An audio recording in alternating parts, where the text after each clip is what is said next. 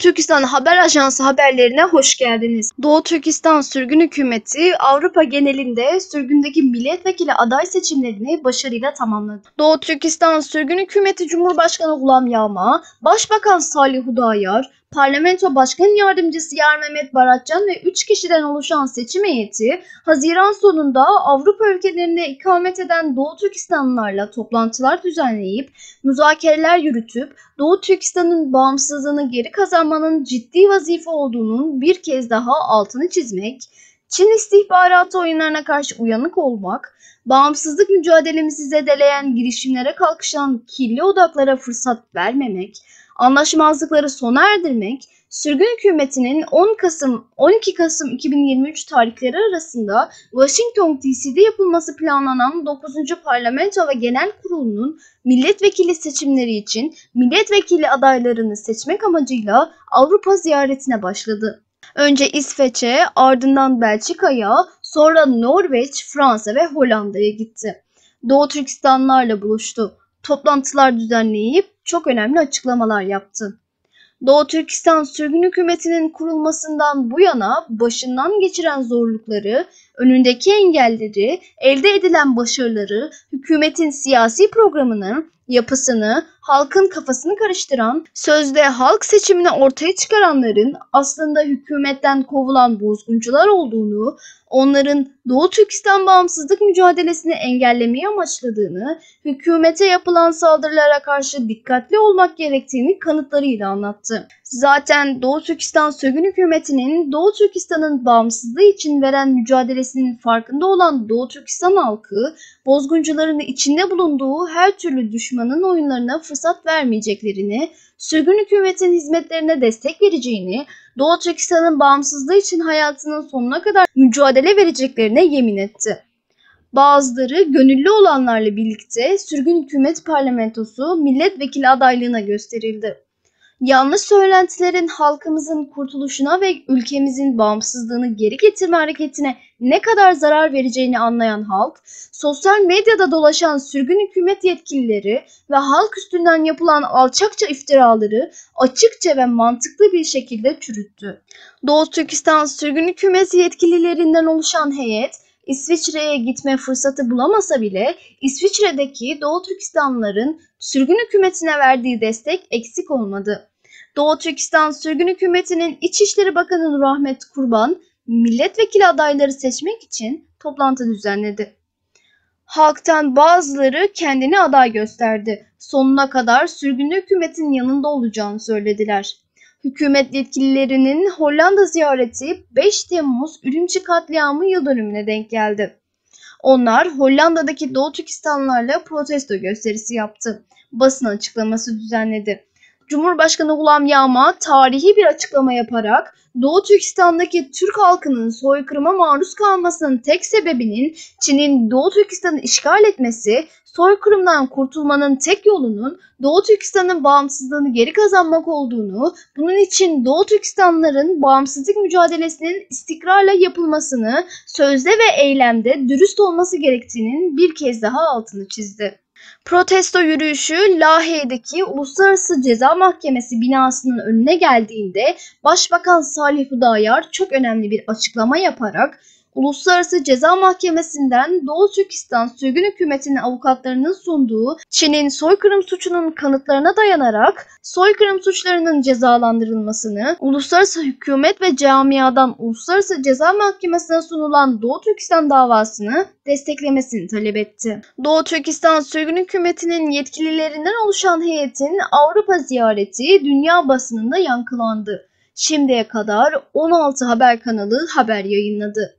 Doğu Türkistan Sürgün Hükümeti Avrupa genelinde sürgündeki milletvekili aday seçimlerini başarıyla tamamladı başlıklı haberde. Doğu Türkistan Sürgün Hükümeti Avrupa'da sürgünde milletvekili seçimleri düzenlemenin birincil amacının sürgündeki hükümetin demokratik temellerini güçlendirmek, siyasi önemini pekiştirmek ve yerel milletvekili aday seçimi yoluyla Doğu Türkistan diasporasını güçlendirmek olduğunu açıkladı. Hükümet basın açıklamasında bu tarihi milletvekili aday seçimleri Doğu Türkistan Sürgünü Hükümeti'nin 10 Kasım-12 Kasım 2023 tarihleri arasında Washington DC'de yapılması planlanan 9.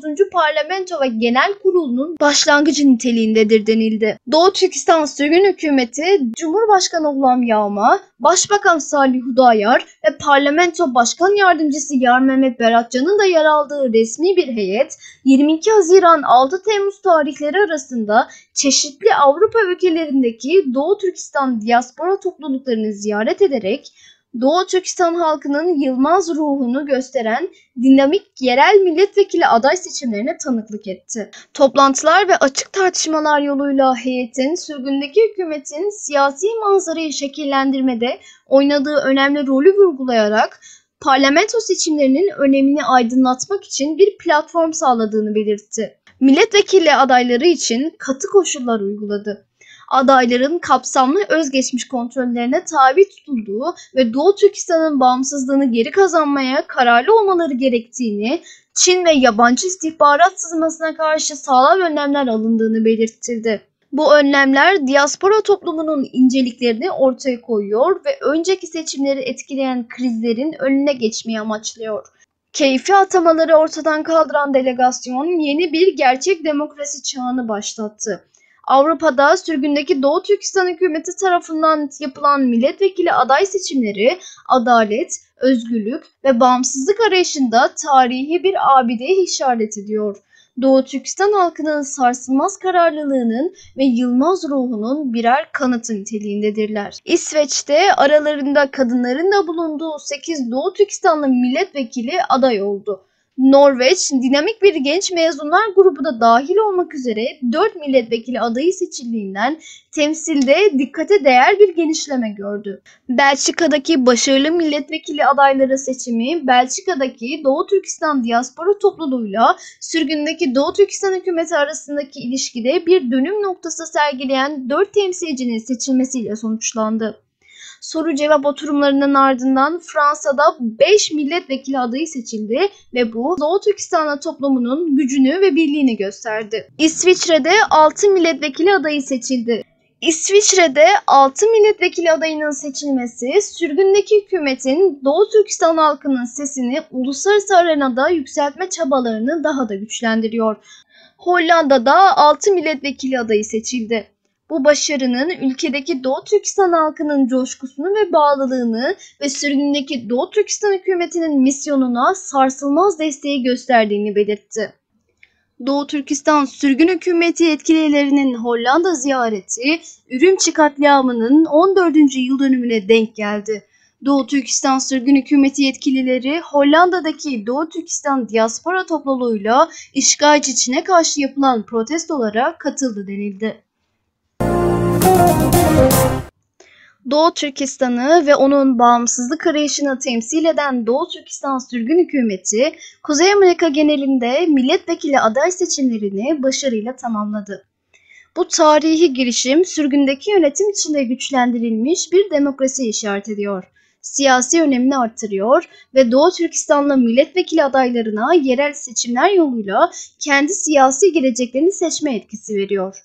Doğu Türkistan için demokratik, güçlendirilmiş bir gelecek vaadini yerine getiren yeni bir parlamentonun göreve başlaması için 10-12 Kasım 2023 tarihleri arasında Washington DC'de yapılacak olan Doğu Türkistan Sürgün Hükümeti'nin 9. parlamentosu ve genel kurulu için 15 Temmuz'a kadar Doğu Türkistan diasporasında milletvekili aday seçimleri yapılıyor. Seçim sürecinin bütünlüğü kritik öneme sahiptir ve sürgündeki Doğu Türkistan Hükümeti Seçim Komisyonu, müstakbel milletvekilleri adayları için kapsamlı özgeçmiş kontrolleri ve Doğu Türkistan'ın bağımsızlığını yeniden kazanma taahhüdü dahil olmak üzere katı standartlar belirlemiştir.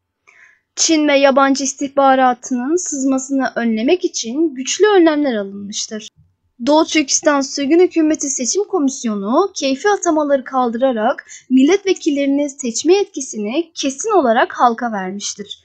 Milletvekili adayları için seçim sonuçları çoğunlukla olumluydu. 8 Temmuz 2023'te Amerika Birleşik Devletleri'ndeki Doğu Türkistan Diasporası topluluğu milletvekili adaylarını seçmek için Virginia'nın Arlington bölgesinde toplandı. Toplantıya katılamayan bazı üyeler çevrim içi oy kullandı. Yerel milletvekili aday seçimleri Doğu Türkistan Milli Marşı'nın okunmasıyla başladı. Ardından Cumhurbaşkanı Gulam Yağman'ın Doğu Türkistan halkını kendi hükümetini kurup yönetmeye davet eden konuşması izlendi. Amerika Birleşik Devletleri'nde hükümetin kapsayıcılığını yansıtan ve önceki hükümetlerde kadınların ve genç bireylerin temsil edilmemesine değinen 5 genç üye ve 2 kadın temsilci dahil olmak üzere halkın 10 üyesi milletvekili adayı olarak seçildi. 9 Temmuz 2023'te Kanada, Toronto ve Edmonton, Alberta'da seçimler yapıldı.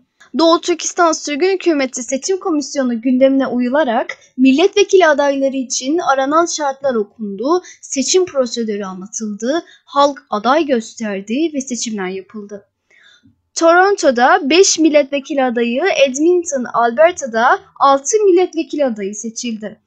Kanada'da bir kadın olmak üzere toplam 11 milletvekili adayı seçildi. Seçimler hükümetin diaspora üzerinde genişleyen nüfuzunu yansıttı. Doğu Türkistan diasporasının demokrasi yoluyla kendi siyasi geleceğini belirlemesini sağlamakla kalmayıp aynı zamanda Doğu Türkistan Sürgün Hükümeti'nin ve Doğu Türkistan'ın ulusal bağımsızlığını yeniden kazanma mücadelesinin desteklenmesinde önemli bir adım temsil etmektedir. Bir sonraki programımızda görüşmek dileğiyle.